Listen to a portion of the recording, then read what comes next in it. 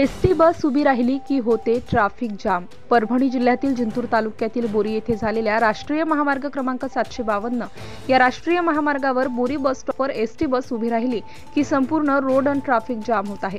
कारण दोन्ही बाजूने फळांची गाडी किंवा पार्किंग केलेली वाहने उभी केलेली असतात।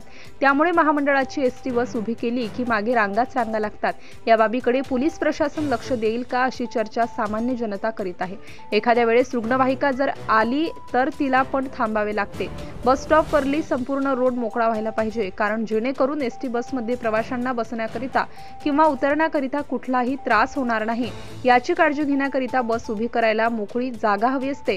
या ट्रॅफिक जाममुळे एखादा अपघातही होऊ शकतो किंवा रुग्णवाहिकेमधल्या रुग्णाचे हाल होऊ शकतात। या ट्रॅफिक जाम होते। बाजाराच्या दिवशी तर रांगाच रांगा लागतात। या सर्व गोष्टीकडे पोलीस प्रशासन लक्ष देईल का अशी चर्चा जनसामान्यांत होत आहे।